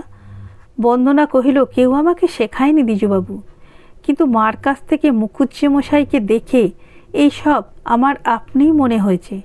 এই বাড়ির সকল ব্যাপারে সকলের বড় মা, তারপরে মুখুজ্জে মশাই, তারপরে দিদি, আর তারপরে আপনি। এখানে অন্নদারও একটা বিশেষ স্থান আছে। এ বাড়িতে জায়গা যদি কখনো পাই, এদের ছোট হয়েই পাবো, কিন্তু সে আমার একটুও অসঙ্গত বলে মনে হবে না। শুনিয়া দ্বিজদাসের যেমন ভালো লাগিল, তেমনি মন ব্যথায় ভরিয়া গেল। কিন্তু বন্দনার মনের কথা এমন করিয়া জানিয়া লওয়া অন্যায়। এই আলোচনা বন্ধ হওয়া প্রয়োজন। জোর করিয়া নিজেকে সে কঠিন করিয়া বলিল, কিন্তু মাকে আমাদের এসব কথা জানিয়ে কোনো লাভ নেই। তিনি তোমাকে মেয়ের মতো ভালোবাসেন, এ আমি জানি। তাই তার একান্ত মনের আশা ছিল তুমি হবে এ বাড়ির ছোট বউ। তোমাদের দুই বোনের হাতে তার দুই ছেলেকে সঁপে দিয়ে যাবেন তিনি কৈলাসে। ফিরতে যদি আর না পারেন, সেই দুর্গম পথেই যদি আসে পরকালের ডাক, এই কথাটা মনে নিয়ে যখন নিশ্চিন্তে নির্ভয়ে যাত্রা শুরু করবেন। তার বৃহৎ সংসারের দায়িত্ব হস্তান্তর আর কোনো দিক দিয়ে ফাঁক থাকবে না। কিন্তু সে অভারার জো নেই। তার মতে বাগদান মানেই সম্প্রদান। ভালোবেসে যাকে সম্মতি দিয়েছ সেই তোমার স্বামী। বিয়ের মন্ত্র পড়া হয়নি বলে তাকে ত্যাগ করতেও তুমি পারো, কিন্তু সেই শূন্য আসন জুড়ে দয়াময়ী ছেলে গিয়ে বসতে পারবে না। শুনিয়া বেদনায় বন্দনার মুখ পাণ্ডুর হইয়া গেল। জিজ্ঞাসা করিল, মা কি সব বলে গেছে দ্বিজবাবু? দ্বিজদাস কহিল, অন্তত বলা অসম্ভব মনে করি না বন্দনা। বৌদি বলছিলেন মায়ের সবচেয়ে বেজেছে এই ব্যথাটা যে সুধীর আমাদের জাত নয়। আসলে তোমরা জাত মানো না, এত বড় বিভেদ যে দিয়েই হোক সেই ফাঁক ভরানো যাবে না। আপনি কি এই একই কথা বলেন? আমি তো তৃতীয় পক্ষ বন্দনা, আমার বলায় কি এসে যায়? রায় সাহেবের আহারের সময় নিকটবর্তী হইয়া আসিয়াছিল। বন্দনা উঠিয়া দাঁড়াইল। বাহির হইবার পূর্বে কহিল, বাবার ছুটি শেষ হয়েছে, কাল তিনি চলে যাবেন। আমিও কি তার সঙ্গে চলে যাব দ্বিজবাবু? দ্বিজদাস কহিল, এ কি আমার বলবার বন্দনা? যদি যাও আমাকে তুমি ভুল বুঝে যেও না। তুমি যাবার পরে তোমার হয়ে মাকে তোমার সমস্ত কথা জানাবো, লজ্জা করব না। তারপরে রইল আমাদের আজকের সন্ধেবেলাকার স্মৃতি, আর রইল আমাদের বন্দে মাতরমের মন্ত্র। বন্দনা ইহার কোনো উত্তর দিল না, নীরবে ঘর হইতে বাহির হইয়া গেল। নিজের ঘরে ফিরিয়া বন্দনার অত্যন্ত গ্লানিবোধ হইতে লাগিল। সে কি নেশা করিয়াছে যে নির্লজ্জ উপযাজিকার ন্যায় আপন হৃদয় উদ্ঘাটিত করিয়া সমস্ত আত্মমর্যাদা জলাঞ্জলি দিয়া আসিল? অথচ দ্বিজদাস পুরুষ হইয়াও যেমন রহস্যাবৃত ছিল তেমনি রহিল। তাহার মুখের ভাবে না ছিল অগ্রাহ্য, না ছিল উল্লাস। সে না দিল আশা, না দিল সান্ত্বনা, বরঞ্চ পরিহাসচ্ছলে এই কথাটাই বারবার করিয়া জানাইল যে সে তৃতীয় পক্ষ। তাহার ইচ্ছে অনিচ্ছা এ বাড়িতে অবান্তর বিষয়। শুধু কি এই, মার নাম করিয়া বলিল বাগদান মানেই সম্প্রদান। বলিল নিরাপরাধ সুধীরের শূন্য আসনে গিয়া দয়াময়ীর ছেলে বসিবে না। কিন্তু অপমানের পাত্র ইহাতেও পূর্ণ হইল না। তাহার চোখে জল দেখিয়া সে অবশেষে দয়ার্দ্র চিত্রে মাত্র এইটুকু কথা দিয়েছে যে বন্দনার এই বেহায়াপনা কাহিনী মায়ের কাছে সে উল্লেখ করিবে। আবার এইখানেই কি শেষ? দ্বিজদাসের কথার উত্তরে সে যাচিয়া বলিয়াছিল, এই পরিবারের যেখানে যে কেহ আছে সকলের ছোট হইয়াই সে আসিতে চায়। আর সে ভাবিতে পারিল না। সেইখানে স্তব্ধভাবে বসিয়া তাহার কেবলই মনে হইতে লাগিল, প্রকৃত সে অত্যন্ত ছোট হইয়া গেছে। এত ছোট যে আত্মঘাতী হইলেও এই হীনতার প্রায়শ্চিত্ত হয় না। বাহির হইতে কে আসিয়া জানাইল রায় সাহেব তাহাকে ডাকিতেছেন। উঠিয়া সে পিতার ঘরে গেল। সেখানে তাহাকে বারংবার চিৎ করিয়া সম্মত করাইল কালই তাহাদের বোম্বাইয়ে রওনা হইতে হইবে। অথচ কথা ছিল বিপ্রদাস ফিরিয়া আসিলে রাতের ট্রেনে তাহারা যাত্রা করিবেন। হঠাৎ এইভাবে চলিয়া যাওয়াটা যে ভালো হইবে না, ইহাতে সাহেবের সন্দেহ ছিল না। ছুটিও ছিল, স্বচ্ছন্দে থাকাও চলিত, তথাপি কন্যার প্রস্তাবে তাহাকে রাজি হইতে হইল। বিছানায় শুইয়া বন্দনার চোখ দিয়া জল পড়িতে লাগিল। তারপরে একসময় সে ঘুমাইয়া পড়িল। সকালে উঠিয়া সে নিজের এবং বাপের জিনিসপত্র সমস্ত গুছাইয়া ফেলিল। ফোন করিয়া গাড়ি রিজার্ভ করিল এবং বোম্বাইয়ে তার করিয়া দিল। সন্ধ্যায় ট্রেন, কিন্তু কিছুতেই যেন তাহার বিলম্ব সহে না। বেলা তখন 9টা বাজিয়াছে।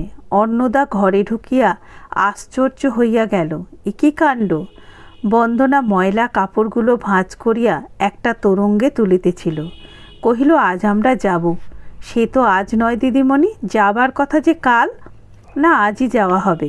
এই কথা বলিয়া সে কাজ করিতেই লাগিল, মুখ তুলিল না। অন্নদা এক মুহূর্ত মৌন থাকিয়া বলিল, আপনি উঠুন, আমি গুছিয়ে দিচ্ছি। আপনার কষ্ট হচ্ছে। কষ্ট দেখবার দরকার নেই, নিজের কাজে যাও তুমি। এই বাড়ির সমস্ত লোকের প্রতি যেন তাহার ঘৃণা ধরিয়া গেছে। হেতু না জানিলেও একটা যে রাগারাগির পালা চলিতেছে অন্নদা তাহা জানিত। হঠাৎ মা কাল বাড়ি চলিয়া গেলেন। আজ বন্দনাও তেমনি হঠাৎ চলিয়া যাইতে উদ্যত। কিন্তু রাগের বদলে রাগ করা অন্নদার প্রকৃতি নয়। সে যেমন সহিষ্ণু তেমনি ভদ্র। কিছুক্ষণ চুপ করিয়া দাঁড়াইয়া কুণ্ঠিত স্বরে কহিল, আমার দোষ হয়ে গেছে দিদিমণি, আজ সময়ে আমি উঠতে পারিনি। বন্দনা মুখ তুলিয়া চাহিল, বলিল, আমি তো তার কৈফিয়ত চাইনি অন্নদা। দরকার হয় তোমার মনিবকে দিও, দ্বিজুবাবু তার ঘরেই আছেন, তাকে বলগে। এই বলিয়া সে পুনরায় কাজে মন দিল। বন্দনা পিতার একমাত্র সন্তান বলিয়া একটুখানি বেশি আদরেই প্রতিপালিত। সহ্য করার শক্তিটা তাহার কম, কিন্তু তাই বলিয়া কটু কথা বলার কুশিক্ষাও তাহার হয়নি, এবং হয়তো এত বড় কঠোর বাক্যও সে জীবনে কাহাকেও বলে নাই। তাই বলিয়া ফেলিয়াই সে মনে মনে লজ্জাবোধ করিতেছিল। এমনি সময় অন্নদাই সলজ্জ মৃদুকণ্ঠে কহিতে লাগিল, ডাক্তারেরা চলে গেলেন। ফর্সা হয়েছে দেখে ভাবলুম আর শোব না, শুইনি। কিন্তু দেয়ালে ঠেস দিয়ে বসতেও কি করে চোখ জড়িয়ে এলো, কোথা দিয়ে বেলা হয়ে গেল টের পেলুম না। মনিবের কথা বলছেন দিদিমণি? কিন্তু আপনিও কি আমার মনিব নন? বলুন তো, এই অপরাধ আর কখনো কি আমার হয়েছে? উঠুন, আমি গুছিয়ে দিই। শেষের দিকের কথাগুলো বোধহয় বন্দনার কানে যায়নি। অন্নদার মুখের পানে চাহিয়া বলিল, ডাক্তাররা চলে গেলেন মানে? অন্নদা কহিল, কাল রাত্রিরে দ্বিজুর ভারী অসুখ গেছে। সেখানে এসে পর্যন্তই ওর শরীর খারাপ, কিন্তু গ্রাহ্য করে না। কাল মাদের নিয়ে বাড়ি যাবার কথায় আমাকে ডেকে পাঠিয়ে বলল, মা যেন না জানতে পারেন, কিন্তু দাদাকে বলে আমার যাওয়াটি মাপ করে দাও। অনুদিদি, আজ যেন আমি উঠতে পারছি না, এমনই দুর্বল। ওকে মানুষ করেছি, ওর সব কথা আমার সঙ্গে। ভয় পেয়ে বেরলুম। সে কি কথা? শরীর খারাপ তা লুকোচ্ছ কেন? ওর স্বভাবই হলো হেসে উড়িয়ে দেওয়া, তা সে যত গুরুতরই হোক। তেমনি একটুখানি হেসে বলল, তুমি ওদের বিদেয় করো না দিদি, তারপরে আপনি চাঙ্গা হয়ে উঠব। ভাবলাম মার সঙ্গে ওর বনে না, কোথাও সঙ্গে যেতে চায় না, এই বুঝি তারই একটা ফোন দিই। তাই কিছু আর বললুম না। বড় দাদাবাবু ওদের নিয়ে চলে গেলেন। তারপরে সমস্ত দিনটা ও শুয়ে কাটালো, কিছু খেলো না। দুপুরবেলা গিয়ে জিজ্ঞাসা করলাম, দ্বিজু কিছুতে দিল না, খেতেও দিল না। কেন মিছে দাদার অর্থদণ্ড করাবে দিদি? তোমার অপব্যয়ের কথা শুনলে গিন্নি রাগ করবেন। মায়ের ওপর এ অভিমান ওর আর গেল না। সমস্ত দিন খেলো না, বিছানায় শুয়ে কাটালো। বিকেলে গিয়ে জিজ্ঞাসা করলুম, দ্বিজু, শরীর যদি সত্যি খারাপ নেই তবে সমস্ত দিন শুয়ে কাটাচ্ছই বা কেন? ও তেমনি হেসে বলল, অনুদিদি, শাস্ত্রে লেখা আছে শুয়ে থাকার মতো পুণ্য কাজ আর জগতে নেই। এতে কৈবল্য মেলে। একটু পারিত্রিক মঙ্গলের চেষ্টায় আছি। তোমার ভয় নেই, সপ্তাহটি ওর তামাশা, কথায় পারবার জো নেই। রাগ করে চলে এলুম, কিন্তু ভয় ঘুচল না। ও একখানা বই টেনে পড়তে শুরু করে দিল। অন্নদা একটু থামিয়া বলিতে লাগিল, রাত্রিবোধ করি তখন 12টা। আমার দোরে ঘা পড়ল। কে রে? বাইরে থেকে জবাব এলো, অনুদি, আমি। দোর খোলো। এত রাতে দ্বিজু ডাকে কেন? ব্যস্ত হয়ে দোর খুলে বেরিয়ে এলুম। দ্বিজুর একই মূর্তি, চোখ কোটরে ঢুকেছে, গলা ভাঙা, শরীর কাঁপছে, কিন্তু তবু হাসি। বলল, দিদি মানুষ করেছিলে তাই তোমার ঘুম ভাঙালাম, যদি চোখ বুঝতেই হয় তোমার কোলেই মাথা রেখে বুঝবো। এই বলিয়া অন্নদা ঝরঝর করিয়া কাঁদিয়া ফেলিল। তাহার কান্না যেন থামিতে চাহে না, এমনি ভেতরের অদম্য আবেগ। আপনাকে সামলাইতে তাহার অনেকক্ষণ লাগিল। তারপরে কহিল, বুকে করে তাকে ঘরে নিয়ে গেলুম, কিন্তু যেমন কাঠ বমি তেমনি পেটের যন্ত্রণা।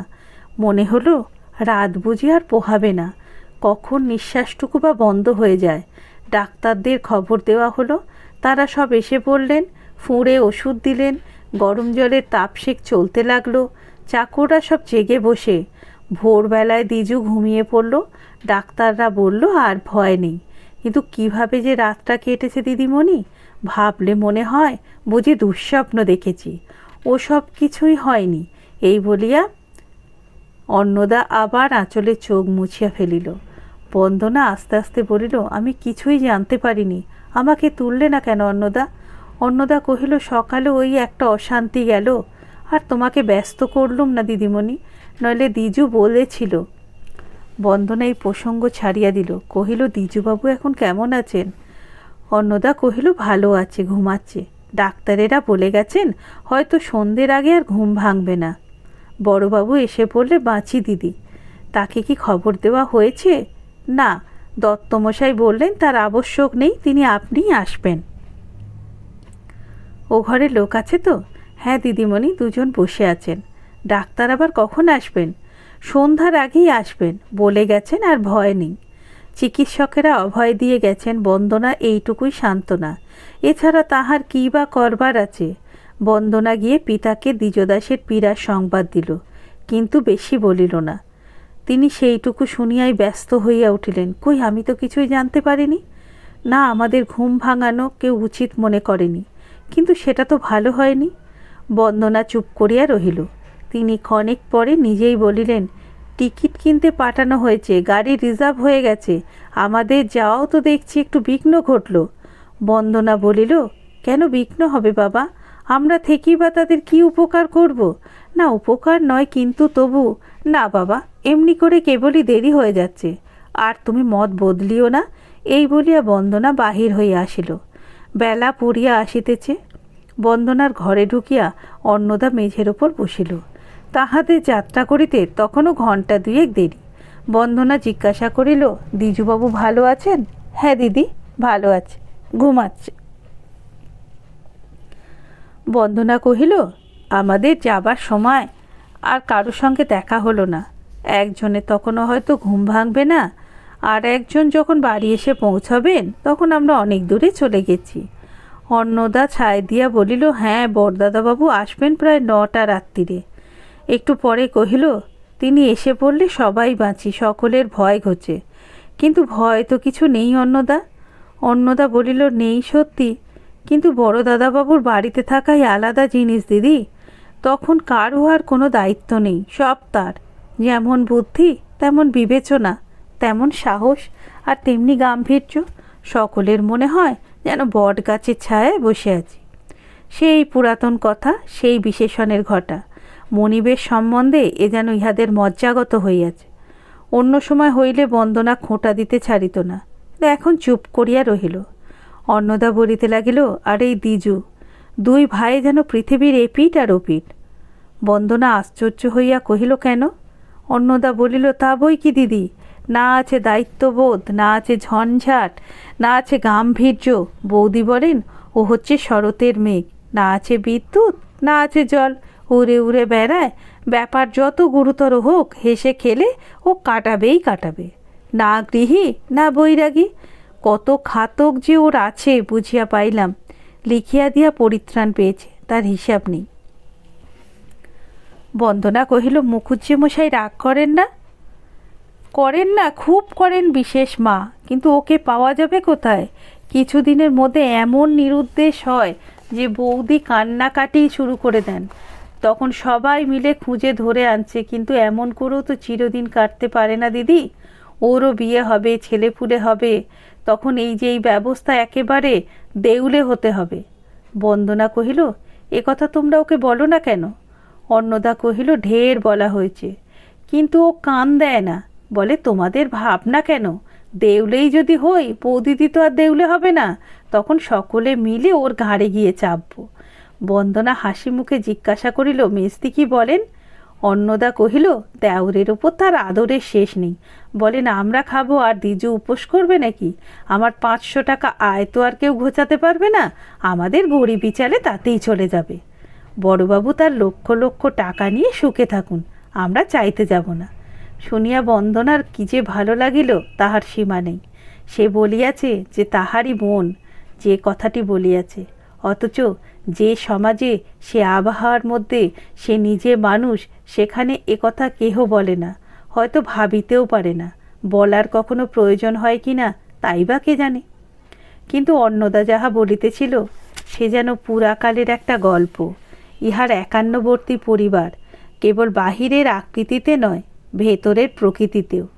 অন্নদা এখানে শুধু দাসী নয়, দ্বিজদাসে সে দিদি, কেবল মৌখিক নয়, আজ সকল কথা তাহার ইহারই কাছে। এই অন্নদার বাবা এই পরিবারের কর্মে গত হইয়াছে, তাহার ছেলে এখানে মানুষ হইয়া এখানেই কাজ করিয়া জীবিকা নির্বাহ করিতেছে। অন্নদার অভাব নেই, তবু মায়া কাটাইয়া দয়াময়ীর অবাধ্য সন্তান দ্বিজদাস কাল বলিয়াছিল, তাহার মা দাদা বৌদি তাহাদের গৃহদেবতা অতিথিশালা সমস্ত লইয়াই সে তাহাদের হইতে পৃথক করিয়া বন্দনার কোনো দিন তাহাকে পাইবার সম্ভাবনা নেই। তখন বন্দনা অস্বীকার করে নাই বটে, তবু আজ এ কথার যথার্থ তাৎপর্য বুঝিল। কথা শেষ হয়নি, অনেক কিছু জানবার আগ্রহ তার প্রবল হইয়া উঠিল, কিন্তু বাধা পড়িল। চাকর আসিয়া জানাইল, রায় সাহেব ব্যস্ত হইয়া উঠিয়াছেন, 6টা বাজিয়াছে, যাত্রা করিবার সময় 1 ঘণ্টার বেশি নাই। প্রস্তুত হইবার জন্য বন্দনাকে উঠিতে হইল। যথাসময়ে রায় সাহেব নিচে নামিলেন। নামিতে নামিতে মেয়ের নাম ধরিয়া একটা হাঁক দিলেন। বন্দনার কানে আসিয়া তাহা পৌঁছিল। অন্যায় যত বড় হইউক, অনিচ্ছা যত কঠিন হইউক, যাইতেই হইবে। বারংবার চিৎ করিয়া যে ব্যবস্থা নিজে ঘটাইয়াছে তাহার পরিবর্তন চলবে না। ঘর হইতে যখন বাহির হইল, এই কথাই সর্বাগ্যে মনে হইল।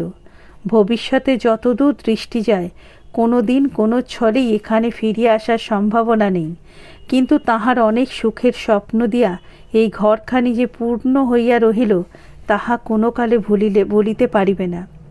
সোজা পথ ছাড়িয়া দ্বিজদাসের পাশের বারান্দা ঘুরিয়া নামিবার সময় সে ঘরের মধ্যে একবার চোখ ফিরাইল, কিন্তু যে জানলাটা খোলা ছিল তাহা দিয়া দ্বিজদাসকে দেখা গেল না। মোটরের কাছে দাঁড়াইয়া দত্তমশাই রায় সাহেব তাহাকে ডাকিয়া ভৃত্যদের দেবার জন্য অনেকগুলি টাকা হাতে দিলেন এবং হঠাৎ যাবার জন্য অনেক দুঃখ প্রকাশ করিয়া দ্বিজদাসের খবরটা তাহাকে অতি শীঘ্র জানাইবার অনুরোধ করিলেন। গাড়িতে উঠিবার পূর্বে বন্দনা অন্নদাকে একপাশে ডাকিয়া লইয়া বলিল, দ্বিজুবাবুর তুমি দিদি, তাকে মানুষ করেছ, এই আংটিটি তোমার বৌমাকে দিও অনুদিদি, সে যেন পরে। এই বলিয়া হাতের আংটি খুলিয়া তাহার হাতে দিয়াই বাবার পাশে গিয়া বসিল। মোটর ছাড়িয়া দিল। এখানে ওখানে দাঁড়াইয়া কয়েকজন ভৃত্য ও দত্তমশাই নমস্কার করিল। বন্দনা নিজের অজ্ঞাতসারেই ওপরে চোখ তুলিল, কিন্তু আজ সেখানে আর একদিনের মতো সকলের অগোচরে বন্দনা নিজের অজ্ঞাতসারেই ওপরে চোখ তুলিল, আর আজ সেখানে আগের দিনের মতো সকলের অগোচরে দাঁড়াইয়া নিঃশব্দ সংকেতে বিদায় দিতে দ্বিজদাস দাঁড়াইয়া নেই। আজ সে পীড়িত, আজ সে নিদ্রায় অচেতন। দয়াময়ীর আচরণে বন্দনার প্রতি যে প্রচ্ছন্ন লাঞ্ছনা ও অব্যক্ত গঞ্জনা ছিল, সতীকে তাহা গভীরভাবে বিঁধিয়াছিল। কিন্তু শাশুড়িকে কিছু বলা সহজ নয়, তাই সে একখানি চিঠি লিখিয়া বোনের হাতে দেবার জন্য স্বামীকে ঘরে ডাকিয়া পাঠাইল। দুপুরের ট্রেনে বিপ্রদাস কলকাতায় ফিরিবে, এমন সময় দয়াময়ী আসিয়া প্রবেশ করিলেন। এইরূপ তিনি কখনো করেন না। ছেলে এবং বউ উভয় বিস্মিত হইল। সতী মাথায় আঁচল টানিয়া দিয়া বাহির হইয়া যাইতেছিল। শাশুড়ি নিষেধ করিয়া কহিলেন, না বৌমা, যেও না, তোমার অসাক্ষাতে তোমার বোনের নিন্দে করব না, একটু দাঁড়াও। বিপিন, জানিস তুই কেন এত ব্যস্ত হয়ে আমি বাড়ি চলে এলুম? বিপ্রদাস বলিল, ঠিক জানি নে মা, কিন্তু কোথায় কি একটা গোলযোগ ঘটেছে এইটুকুই আন্দাজ করছি। মা কহিলেন, গোলযোগ ঘটেনি, কিন্তু ঘটতে পারত। এরপর থেকে মা দুর্গা আমাকে রক্ষা করেছেন। কাল বেহাই মশাই বোম্বাইয়ে চলে যাবেন, কথা ছিল তারপরে বন্দনা এসে কিছুদিন থাকবে ওর মেস্তির কাছে। কিন্তু মেয়েটার মাথায় যদি এতটুকু বুদ্ধি থাকে তো এখানে সে আর আসতে চাইবে না। বাপের সঙ্গে সোজা বোম্বাইয়ে চলে যাবে। যদি না যায় যেতে বলে দিস। বৌমা, মনে দুঃখ করো না, অমন বোনকে বনবাসে দেওয়া চলে, কিন্তু ঘরে এনে তোলা চলে না। বিপ্রদাস নিরুত্তরে চাহিয়া রহিল। তাহার বিস্ময়ের অবধি নেই। দয়াময়ী বলিতে লাগিলেন, আমার পোড়া কপাল যে ওকে ভালোবাসতে গিয়েছিলাম। মনে করেছিলাম ও আমাদেরই একজন, ওর চালচলনে গলদ আছে ভেবেছিলাম। সেসব স্কুল কলেজে পড়ার ফল। চাঁদের গায়ে উড়ো মেঘের মতো বাতাস লাগলে উড়ে যাবে, থাকবে না। হাজার হোক সতীর বোন তো বটে, কিন্তু ওর বর বেছে নিল কায়েতের ঘর থেকে। কে জানতো বিপিন, বামুনের বংশে জন্মে ওরা এত অধঃপাতে গেছে? বিপ্রদাস কহিল, ও এই কথা? কিন্তু ওরা যে জাত মানে না, এ খবর তো তুমি শুনেছিলে মা? দয়াময়ী বললেন, শুনেছিলাম, কিন্তু চোখে দেখিনি, বোধহয় মনে বুঝতেও পারিনি। রূপকথার গল্পের মতো, কিন্তু চোখে দেখলে যে কারো পরে কারো এত বেত্তেষ্টা জন্মায় তা সত্যিই জানতুম না বাবা। বলতে বলতে ঘৃণায় যেন তিনি শিউরিয়া উঠলেন। কহিলেন, মরুক গে, যা ইচ্ছে হয় করুক, কে আর আমারও, কিন্তু আমার বাড়িতে আর না। বিপ্রদাস চুপ করিয়া আছে দেখিয়া বলিলেন, কই জবাব দিলি নে যে বিপিন? জবাব তো তুমি চাওনি মা, হুকুম দিলে বন্দনা যেন না আসে, তাই হবে। তাহার কথা শুনিয়া দয়াময়ী দ্বিধায় পড়িলেন। হুকুমটা কি অন্যায় দিচ্ছি তোর মনে হয়? হয় বৈকিমা, বন্দনা অন্যায় কিছু করেনি। সামাজিক আচার ব্যবহারে আমাদের সঙ্গে তাদের মেলে না, তারা জাত মানে না, এ কথা জেনেই তাকে তুমি আসার আহ্বান করেছিলে, ভালোও বেসেছিলে। তোমার মনে হয়তো আশা ছিল, তারা মুখেই বলে কাজ করে না। এইখানেই তোমার হয়েছে ভুল, আঘাতও পেয়েছ এই জন্য। দয়াময়ী বলিলেন, সে হয়তো সত্যি, কিন্তু ওর বিয়ের ব্যাপারটা শুনলে তোরে কি ঘেন্না হয় না বিপিন? তুই বলিস কি বলতো? বিপ্রদাস মৃত মুখে কহিল, তার বিয়ে এখনো হয়নি, কিন্তু হলেও আমার রাগ করা উচিত নয় মা, বরঞ্চ এই ভেবে শ্রদ্ধাই করব যে ওদের বিশ্বাস সত্য, কাজের মধ্যে দিয়ে প্রকাশ পেলে। ওরা ঠকালে না কাউকে। কিন্তু কলকাতায় অনেককে দেখেছি যারা বাক্যের আড়ম্বরে মানে না কিছুই, কিন্তু জাতিভেদ বিশ্বাসও করে না, গাল দেয় প্রচুর, কাজের বেলাতেও গা ঢাকা দেয়, আর তাদের খুঁজে মেলে না। তাদের অশ্রদ্ধা করি আমি সবচেয়ে বেশি। রাগ করো না মা, তোমার দ্বিজুটি হলো এই জাতের। শুনিয়া দয়াময়ী মনে মনে যে অখুশি হইলেন তা নয়। দ্বিজুর সম্বন্ধে বলিলেন, ওটা ওই রকম ফাঁকিবাজ। কিন্তু আচ্ছা বিপিন, বন্দনাকে যদি তুই ঘৃণাই করিস না, তবে তার ছোঁয়া কিছু খাস না কেন? ওকে রান্নাঘরে পাঠাতুম বলে তুই সে ঘরে খাওয়াই ছেড়ে দিলি, খেতে লাগলি আমার ঘরে। আর কেউ না বুঝুক, আমিও বুঝতে পারিনি ভাবিস? বিপ্রদাস বলিল, তুমি বুঝবে না তো মা হয়েছিলে কেন? কিন্তু আমি যে সত্যি জাত মানি না, আমি তো তার ছোঁয়া খেতে পারি না। যেদিন মানব না সেদিন প্রকাশ্যেই তাড়াতে খাবো, একটুও লুকোচুরি করব না।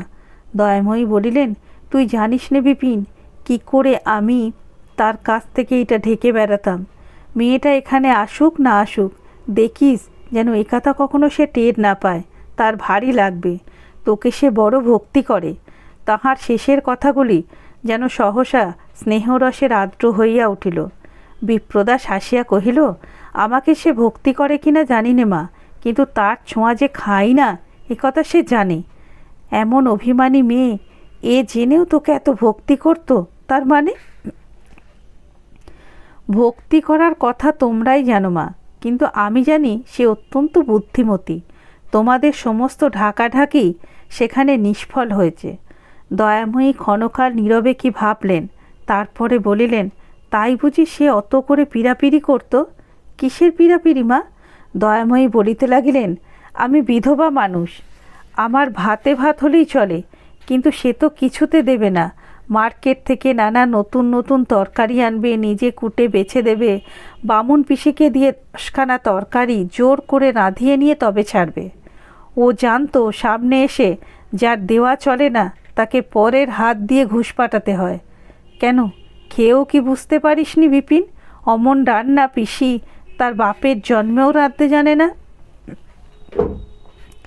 বিপ্রদা সহাস্যে উত্তর দিল, না মা, অত লক্ষ্য করিনি, শুধু মাঝে মাঝে সন্দেহ হতো তোমার অতিথিদের সে রান্নাঘরের বিপুল আয়োজনের টুকরো টাকরা হয়তো আমাদের এই রান্নাঘরেও ছিটকে এসে পড়েছে। কিন্তু সে যে দৈবকৃত নয়, একজনের ইচ্ছাকৃত। এ খবর আনন্দের। কিন্তু তোমার শেষ আদেশ জানিয়ে দাও মা, ট্রেনের সময় হয়ে এলো, আমাকে এক্ষুনি ছুটতে হবে। তার নিমন্ত্রণ তুমি রাখলে না প্রত্যাহার করলে তাই বলো। দয়াময়ী সতীকে উদ্দেশ্য করিয়া জিজ্ঞাসা করলেন, তুমি কি বলো বৌমা? ছেলেবেলায় সতী শাশুড়ির সম্মুখে স্বামীর সহিত কথা কহিত, কিন্তু এখন আর বলে না, প্রায়ই পাশ কাটাইয়া চলিয়া যায়, নয় নিরুত্তরে থাকে। তো আজ কথা কহিল, আস্তে আস্তে বলিল, থাক গে মা, এখানে আর তার এসে কাজ নেই। জবাব শুনিয়া শাশুড়ি খুশি হইতে পারিলেন না। তাহার অভিলাষ ছিল অন্য প্রকার, অথচ নিজের মুখে প্রকাশ করাও চলে না। বলিলেন, বড় মানুষের মেয়ের অভিমান হলো বুঝি? না মা, অভিমান নয়, কিন্তু যা করে আমরা চলে এসেছি তারপর আর তাকে এখানে ডাকা চলে না। কেন চলবে না বৌমা? একটা অন্যায় যদি হয়েই থাকে তার কি আর সংশোধন নেই? নেই বলি নে, কিন্তু দরকার কি?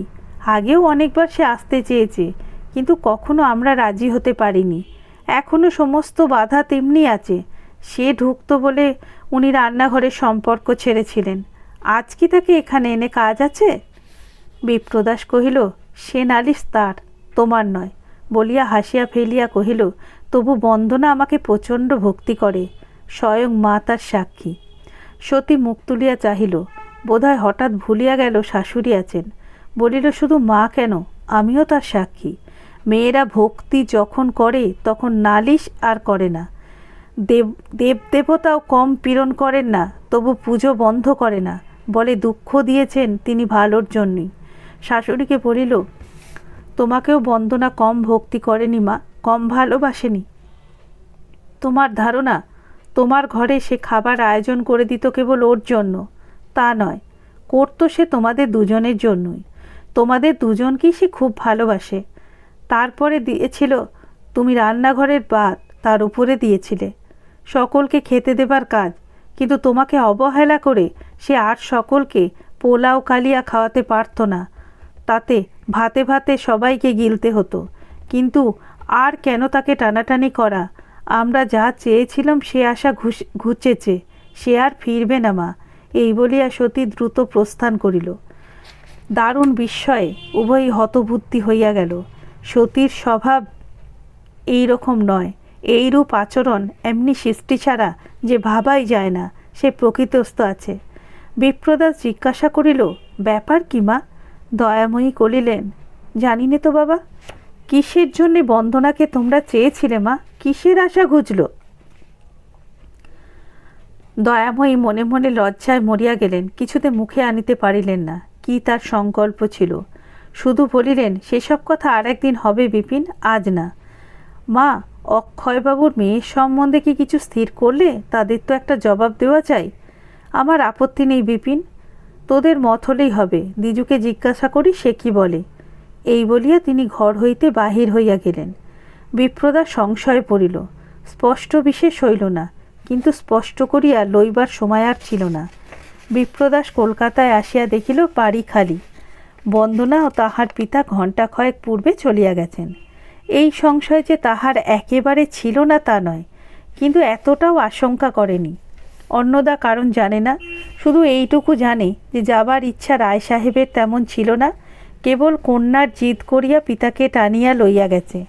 বন্দনার পরে দাবি কিছুই নাই, তাহার দায়িত্বও তাহার নয়। এখানে সে অতিথি মাত্র। তবু সে যে দেখা না করিয়া পীড়িত দ্বিজদাসকে অচেতন ফেলিয়া রাখিয়া অকারণ ব্যস্ততায় চলিয়া গেছে মনে করিতে তাহার ক্লেশ বোধ হইল। অনেকটা রাগের মতো। নির্দয় নিষ্ঠুর বলিয়া যেন শাস্তি দিতে ইচ্ছা করে, কিন্তু প্রকাশ করা তাহার প্রকৃতি নয়। সে ভাব তাহার মনের মধ্যেই রহিয়া গেল। দিন চারেক পরে বিপ্রদাস হাইকোর্ট হইতে ফিরিল প্রবল জ্বর লইয়া। হয়তো ম্যালেরিয়া, হয়তো বা আরও কিছু। চোখ রাঙা, মাথার যন্ত্রণা অত্যন্ত বেশি। অন্নদা কাছে আসিলে বলিল, অনুদি, অসুখ কখন হয় না, বহুকাল জরাসুর দৈত্যটাকে ফাঁকি দিয়ে এসেছি। এবার বুঝি সে সুদে আসলে উসুল করে, মনে হচ্ছে কিছু ভোগাবে, সহজে নিষ্কৃতি দেবে না। অবস্থা দেখিয়া অন্নদা চিন্তিত হইল, কিন্তু নির্ভয়ে সুরে সাহস দিয়া বলিল, না দাদা, তোমার পুণ্যের দেহ, এতে দৈত্যদানার বিক্রম চলবে না, তুমি দুদিনেই ভালো হয়ে যাবে।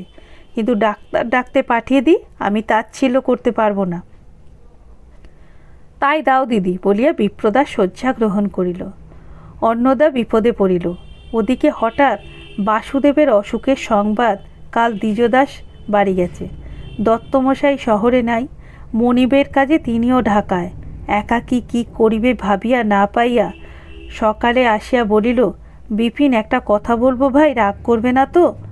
তোমার কথায় কখনো রাগ করেছি অনুদি? অন্নদা পাশে বসিয়া মাথায় হাত বুলাইতে বুলাইতে কহিল, প্রাণ দিয়ে রোগের সেবা করতেই পারি, কিন্তু মুখ্য মেয়ে মানুষ, জানি না তো কিছু।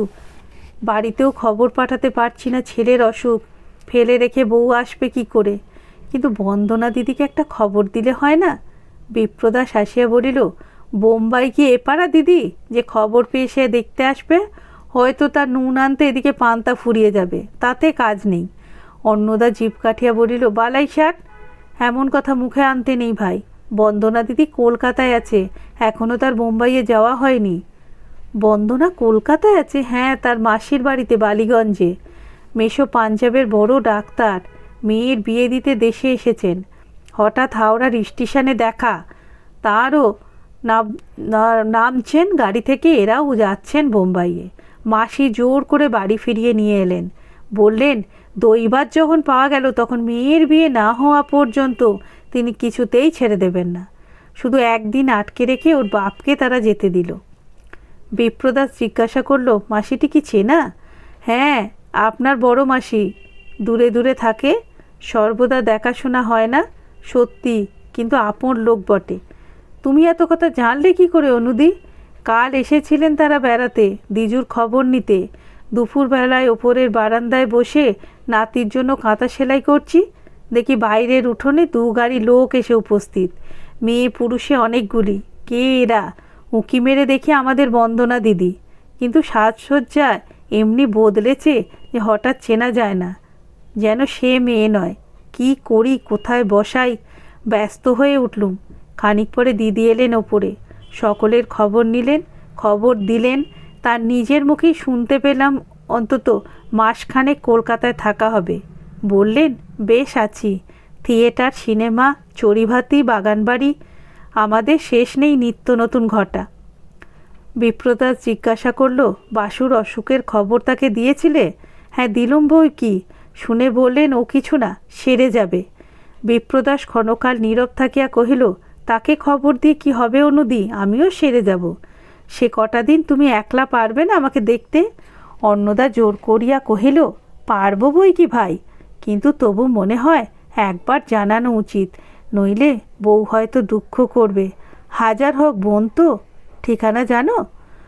আমাদের সোফার জানে, ওদের পৌঁছে দিয়ে এসেছিল। বিপ্রদাস অনেকক্ষণ চুপ করিয়া থাকিয়া বলিল, আচ্ছা দাও একটা খবর। কিন্তু অত আমোদ আহ্লাদ ছেড়ে সে কি আসতে পারে? মনে তো হয় না দিদি। অন্নদা বলিল, মনে আমারও বড় হয় না ভাই, তার সাজগোজের কথাই কেবল চোখে পড়ে, তবুও একবার বলে পাঠাই। বিপ্রদাস নিরুৎসুক ক্লান্ত কণ্ঠে শুধু বলল, পাঠাও দিদি, তাই যখন তোমার ইচ্ছে। এতক্ষণ শুনছিলেন অমর কথাশিল্পী শরৎচন্দ্র চট্টোপাধ্যায়ের কালজয়ী উপন্যাস বিপ্রদাসের 3য় পর্ব।